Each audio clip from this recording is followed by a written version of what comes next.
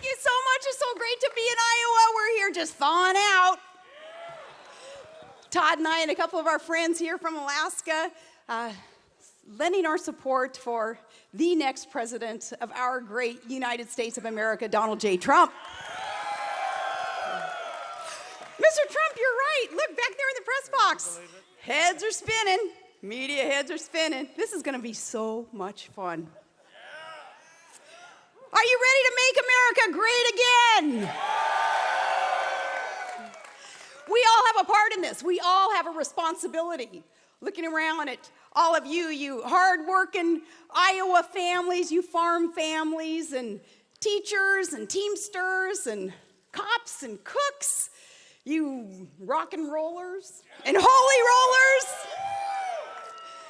All of you who work so hard, you full-time moms, you with the hands that rock the cradle, you all make the world go round, and now our cause is won.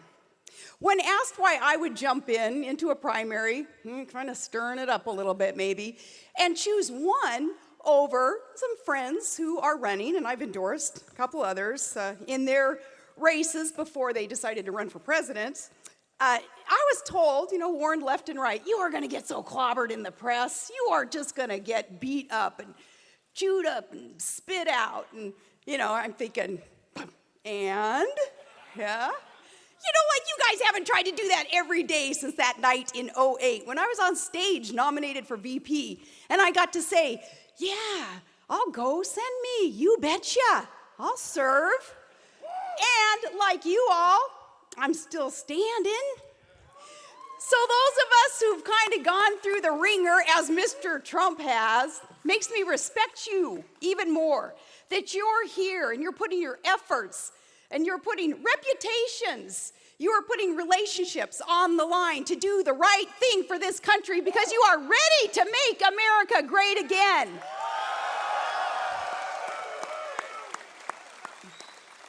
Well, I am here because, like you, I know that it is now or never. I'm in it to win it because we believe in America and we love our freedom. And if you love your freedom, thank a vet. Thank a vet and know that the United States military deserves a commander-in-chief who loves our country passionately and will never apologize for this country.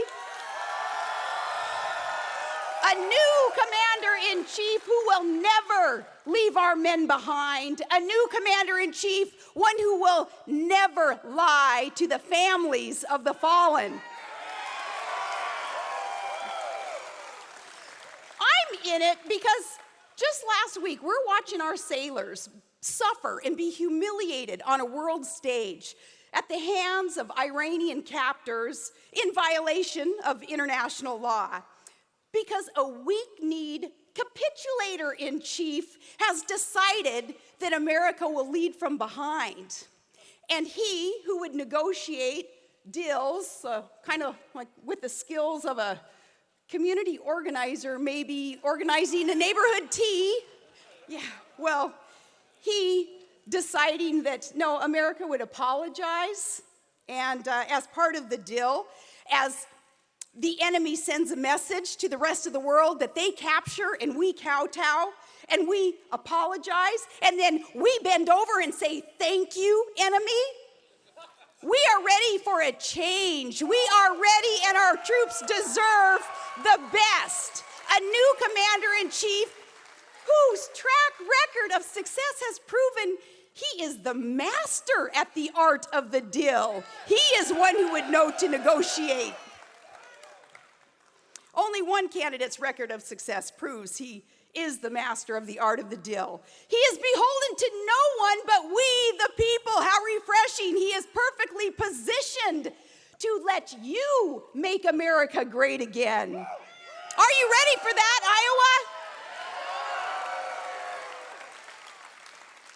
Iowa? No more pussyfooting around. Our troops deserve the best. You deserve the best. He is from the private sector, not a politician. Can I get a hallelujah? Hallelujah. Where in the private sector you actually have to balance budgets in order to prioritize, to keep the main thing, And he knows the main thing, a president is to keep us safe economically and militarily. He knows the main thing, and he knows how to lead the charge. So troops, hang in there because help's on the way, because he, better than anyone, isn't he known for being able to command fire? Are you ready for a commander-in-chief? You ready for a commander-in-chief who will let our warriors do their job and go kick ISIS ass?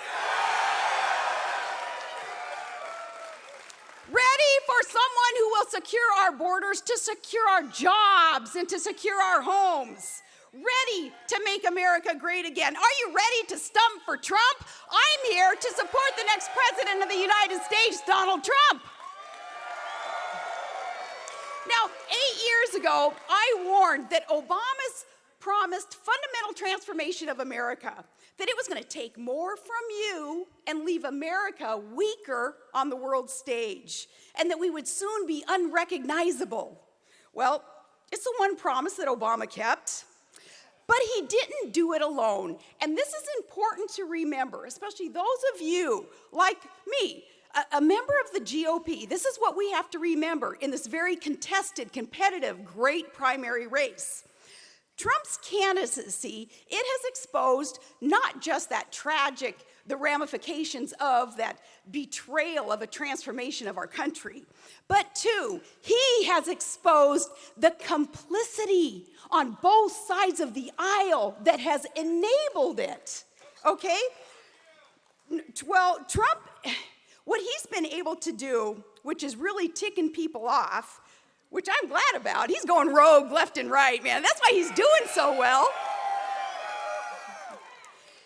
He's been able to tear the veil off this idea of the system, the way that the system really works. And please hear me on this. I want you guys to understand more and more how the system, the establishment, works and has gotten us into the troubles that we are in America. The permanent political class has been doing the bidding of their campaign donor class. And that's why you see that the borders are kept open for them, for their cheap labor that they want to come in. That's why they've been bloating budgets. It's for crony capitalists to be able to suck off of them. It's why we see these lousy trade deals that gut our industry for special interests elsewhere. We need someone new who has the power and is in the position to bust up that establishment to make things great again. It's part of the problem. His candidacy, which is a movement, it's a force, it's a strategy. It proves as long as the politicos, they get to keep their titles and their perks and their media ratings, they don't really care who wins elections. Believe me on this. And the proof of this, look what's happening today. Our own GOP machine, the establishment, they who would assemble the political landscape, they're attacking their own front runner.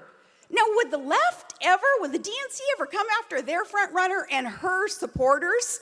No, because they don't eat their own. They don't self-destruct. But for the GOP establishment to be coming after Donald Trump's supporters, even with accusations that are so false, they are so busted the way that this thing works. We, you, a diverse, dynamic, needed support base that they would attack. And now, some of them even whispering they're ready to throw in for Hillary over Trump because they can't afford to see the status quo go. Otherwise, they won't be able to be slurping off the gravy train that's been feeding them all these years. They don't want that to end. Well, and then funny, not funny. But now what they're doing is wailing, well, Trump and his trumpeters, well, they're not conservative enough. Oh my goodness gracious, what the heck would the establishment know about conservatism? Tell me, is this conservative? GOP majorities handing Obama a blank check to fund Obamacare and Planned Parenthood and illegal immigration that competes for your jobs and turning safety nets into hammocks and all these new Democrat voters that are going to be coming on over the border as we keep the borders open, and bequeathing our children millions in new debt, and refusing to fight back for our solvency and our sovereignty, even though that's why we elected them and sent them as a majority to D.C. No, if they're not willing to do that, then how are they to tell us that we're not conservative enough in order to be able to make these changes in America that we know need to be made? Now they're concerned about this ideological purity? Give me a break. Who are they to say that? Oh, and tell somebody like Phyllis Schlafly. She is the Republican conservative movement icon and hero and a Trump supporter. Tell her she's not conservative. How about the rest of us? Right-wing and bitter, clinging, proud clingers of our guns, our God, and our religions and our Constitution. Tell us that we're not red enough? Yeah, coming from the establishment, right. Well, he, being the only one who's been willing, he's got the guts to wear the issues that need to be spoken about and debated on his sleeve, where the rest of some of these establishment candidates, they just wanted to duck and hide. They didn't want to talk about these issues till he brought them up. In fact, they've been wearing this political correctness kind of like a suicide vest. And enough is enough. These issues that Donald Trump talks about had to be debated, and he brought them to the forefront, and that's why we are where we are today with good discussion. A good, heated, and very competitive primary is where we are. And now, though, to be lectured that, well, you guys are all sounding kind of angry is what we're hearing from the establishment. Doggone right we're angry, justifiably so, yes. You know, they stomp on our neck and then they tell us, just chill, okay, just relax. Well, look, we are mad and we've been had. They need to get used to it. This election is more than just your basic ABCs, anybody but Clinton. It's more than that this go around. When we're talking about a nation without borders, when we're talking about bankruptcies in our federal government, debt that our children and our grandchildren, they'll never be able to pay off. When we're talking about no more Reagan-esque power that comes from strength, power through strength, well, then we're talking about our very existence. So no, we're not going to chill. In fact, it's time to drill, baby, drill down and hold these folks accountable. And we need to stop the self-sabotage and elect new and independent, a candidate who represents that and represents America first, finally. Pro-Constitution, common sense solutions that he brings to the table.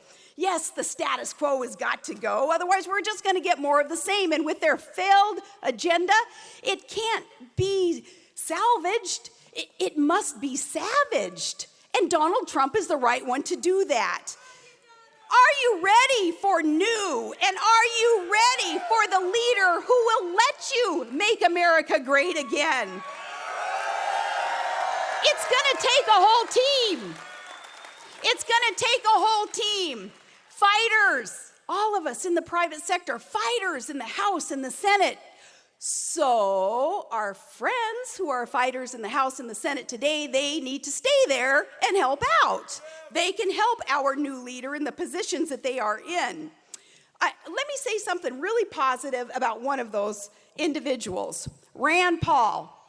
I'm going to tell you about that libertarian streak in him that is healthy, because he knows you only go to war if you're determined to win the war. And you quit footing the bill for these nations who are oil rich. We're paying for some of their skirmishes that have been going on for centuries, where they're fighting each other and yelling Allah Akbar, calling jihad on each other's heads forever and ever. Like I've said before, let them duke it out and let Allah sort it out. We'll fight for American interests, and as Donald Trump has said, other nations where we have been footing the bill, but we haven't prioritized our own domestic budgets well enough to be able to afford what we're doing overseas. Things are going to change under President Trump. So it can be an unbeatable team with fighters there in the House and the Senate. Yeah, our leader is a little bit different. He's a multi-billionaire. Not that there's anything wrong with that. But it's amazing. He is not elitist at all. I just hope you all get to know him more and more as a person and a family man, and what he's been able to accomplish, and with his, it's kind of this quiet generosity. Yeah, maybe his largesse kind of, I don't know, some would say gets in the way of that quiet generosity and his compassion. But if you know him as a person, and you'll get to know him more and more, you'll have even more respect, not just for his record of success and the good intentions for America, but who he is as a person. He's not an elitist. And yes, as a multi-billionaire, we still root him on because he roots us on. And he spent his life with the working man, and he tells us, Joe Six-Packs, he said, you know, I've worked very, very hard, and I've succeeded. Hugely, I've succeeded, he says. And he says, and I want you to succeed too. And that is refreshing, because as he builds things, he builds big things that touch the sky, big infrastructure that puts other people to work. He has spent his life looking up and respecting the hard hats and the steel-toed boots and the work ethic that you all have within you.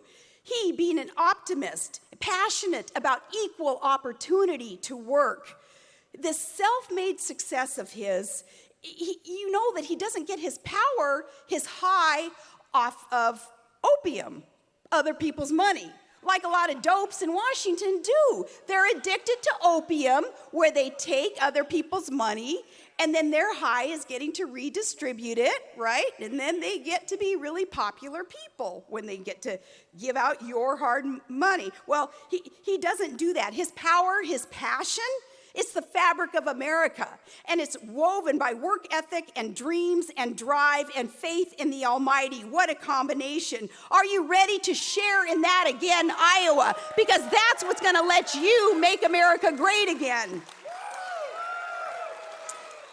He's going to be able to empower you to look out for one another again, instead of relying on a bankrupt government to supposedly be looking out for you. No, and I think you're ready for that. And Iowa, I believe too that you're ready to see that our vets are treated better than illegal immigrants are treated in this country. And you're ready for the tax reform he talks about to open up Main Street again. And you're ready to stop the race baiting and the division based on color and zip code, to unify around the right issues, the issues important to me, or I wouldn't be endorsing him. Pro-life, pro-Second Amendment, strict constitutionality, those things that are unifying values, and there are time-tested truths involved. These are unifying values from big cities and tiny towns, from big mountain states and the Big Apple, to the big, beautiful heartland that's in between. Now, finally, friends, I want you to try to picture this. It's a nice thing to picture. Exactly 1 year from tomorrow, former President Barack Obama,